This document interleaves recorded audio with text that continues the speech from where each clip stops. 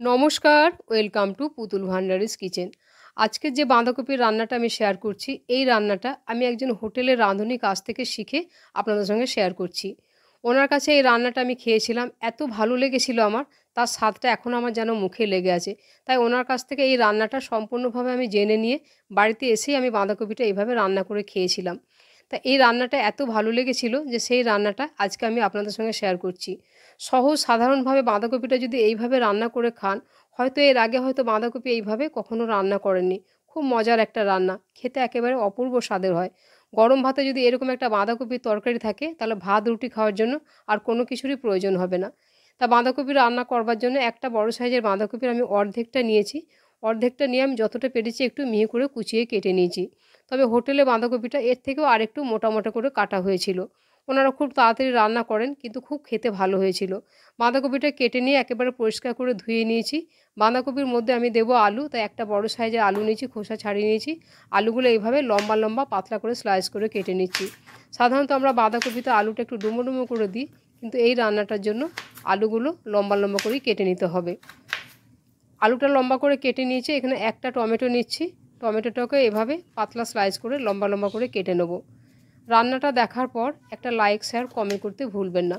আর আপনি যদি আমার চ্যানেলে নতুন বন্ধু হয়ে থাকেন, আমার চ্যানেলটিকে সাবস্ক্রাইব করে নেওয়ারও অনুরোধ জানালাম। টমেটোটাকে এভাবে পাতলা পাতলা স্লাইস করে কেটে নিচ্ছি। একটা পেঁয়াজ নিয়েছি, পেঁয়াজের পরিমাণটা চাইলে একটু বাড়িয়েও দেওয়া যায়। একটা পেঁয়াজকেও পাতলা পাতলা স্লাইস করে কেটে নেব।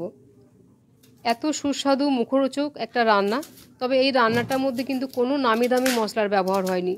খুব সামান্য সাধারণ ঘরোয়া একটি মাত্র মশলা দিয়ে এই রান্নাটা করা হবে। আর সেই মশলাটা সাধারণত আমাদের প্রায় প্রত্যেকের বাড়িতেই সবসময় থাকে। বাঁধাকপির কড়াইটা একেবারে গ্যাস ওভেনে বসিয়ে দিয়েছি। কেটে রাখা আলুগুলো বাঁধাকপির ওপরে দিয়ে দিচ্ছি, তবে গ্যাসের ফ্লেমটা আমি এখনও অন করিনি।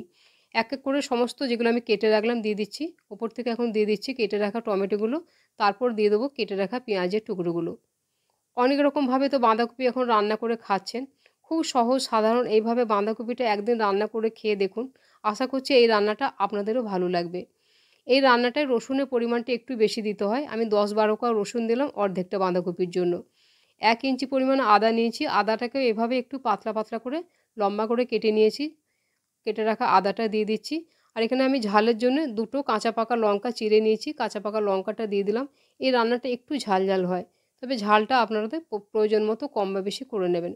এখন এখানে দিয়ে দিচ্ছি টেবিল চামচের 1/2 চামচ পরিমাণে সর্ষের তেল। সামান্য পরিমাণে একটু জল দেবো, তা নাহলে বাঁধাকপিটা তলায় পোড়া লেগে যাবে, তাই একটু জল দিতেই হবে। সামান্য একটু জল দিয়ে কম আঁচে এটাকে 5 মিনিটের জন্য ঢাকা দিয়ে এভাবে রেখে দেবো। খুব বেশিক্ষণ চেপে সেদ্ধ করব না, তাহলে কিন্তু বাঁধাকপিটা একেবারে ঘেঁটে যাবে। ঠিক 5 মিনিট পরেই আমি ঢাকাটা খুলে দিচ্ছি। ঢাকাটা খুলে দেওয়ার পরে শুধুমাত্র বাঁধাকপিটা রেখে যে উপকরণগুলো আমি দিয়েছিলাম সেগুলো এক এক করে একটা প্লেটের মধ্যে তুলে নিচ্ছি। তবে 2-1টা টুকরো যদি থেকেও যায় তাতেও কোনো অসুবিধা নেই। আপনারা আমার এই রান্নাগুলো কে কোথা থেকে দেখছেন আমাকে যদি একটা কমেন্ট করে জানান, আমার খুবই ভালো লাগে। আর আপনাদের প্রত্যেকের কমেন্টের উত্তরে আমি আপনাদের ধন্যবাদ জানিয়ে থাকি। যতটা পারলাম সমস্ত উপকরণগুলো আলাদা করে একটা প্লেটের মধ্যে তুলে রাখলাম। এখন বাঁধাকপিটা একবার ভালোভাবে নাড়াচাড়া করে দিচ্ছি। বাঁধাকপিটা বেশ কিছুটা মজে এসছে, তবে একেবারে ঘেঁটে যায়নি, এরকমভাবেই বাঁধাকপিটা রাখতে হবে। একবার ভালোভাবে নাড়াচাড়া করে নেওয়ার পর এই যে জলটা আছে, এই জলটা আমার রান্নায় লাগবে। এখন আমি এটাকে ঢাকা দিয়ে গ্যাসের ফ্লেমটাকে আমি অফ করে রেখে দিচ্ছি। যে উপকরণগুলো আমি তুলে নিয়েছি, একটা থালাতে আমি আলু, পেঁয়াজ আর টমেটো রেখেছি। এখান থেকে কিছুটা টমেটো আমি সরিয়ে রেখেছি, সেটা আমি পরে আবার ব্যবহার করব। বাঁধাকপিটা কড়াই থেকে নামিয়ে নিয়ে কড়াইটাকে পরিষ্কার করে কড়াইটা বসিয়ে দিয়েছি। এখন এখানে দিয়ে দিচ্ছি টেবিল চামচে 1 চামচ পরিমাণে সর্ষের তেল, আর খুব সামান্য পরিমাণে একটু দিচ্ছি 5 ফোড়ন। ফোড়নটা যখন তৈরি হয়ে গেছে তখন আমি যে আলুটা ভাপিয়ে নিলাম, ভাপিয়ে রাখা আলুটা দিয়ে দিচ্ছি, আর সেই সেদ্ধ করে রাখা পেঁয়াজটাও দিয়ে দিচ্ছি। আলু পেঁয়াজটা নাড়াচাড়া করে একটু বেশ ভালো করে ভাজা ভাজা করে নিতে হবে।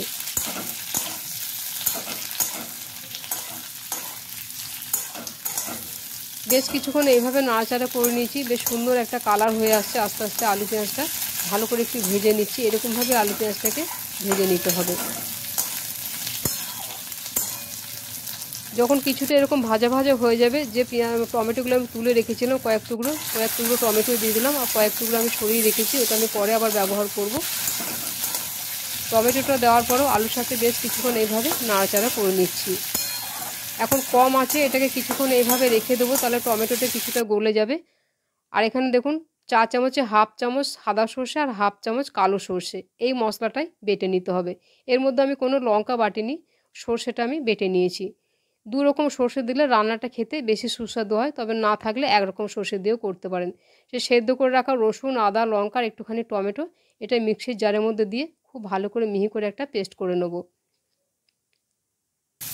মশলাটা পেস্ট করে নিয়েছি। এখন এই মশলাটা আমি আলুর মধ্যে দিয়ে দিচ্ছি, আর মিক্সির জারটা ধুয়ে সামান্য পরিমাণে একটু জল দিয়ে দিচ্ছি। চা চামচে হাফ চামচ পরিমাণে দিয়ে দিচ্ছি হলুদ, আর একেবারে সবজির পরিমাণ বুঝে আমি দিয়ে দিচ্ছি নুন। এই রান্নাটা একটু ঝাল ঝাল হয়, তা আমি এখানে সামান্য পরিমাণে একটু শুকনো লঙ্কা গুঁড়ো দিচ্ছি, তবে ঝালটা অবশ্যই আপনারা আপনাদের প্রয়োজন মতো দেবেন। সমস্ত কিছু দেওয়ার পরে একবার ভালোভাবে নাড়াচাড়া করে এই মশলাটাকে খুব ভালো করে কষিয়ে নিতে হবে।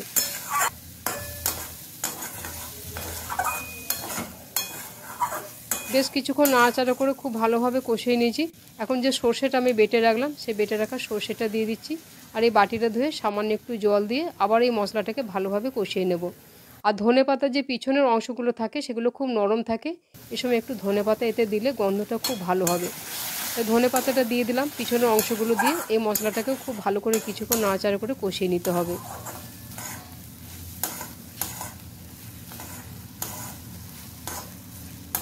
বেশ ভালোভাবে যখন মশলা কষানো হয়ে যাবে, এখন সেই সেদ্ধ করে রাখা বাঁধাকপিটা দিয়ে দিচ্ছি। বাঁধাকপিটা কিন্তু খুব গলিয়ে সেদ্ধ করলে হবে না, একটুখানি যেন গোটা গোটা থাকে, এরকমভাবে বাঁধাকপিটা ভাপিয়ে নিতে হবে।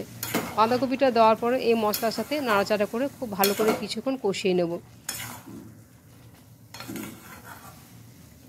বাঁধাকপিটা বেশ কিছুক্ষণ একটু ভালো করে নাড়াচাড়া করে কষিয়ে নিচ্ছি। তবে আর আমি জল দেব না, যা জল আছে এই জলে বাঁধাকপিটা রান্না হয়ে যাবে।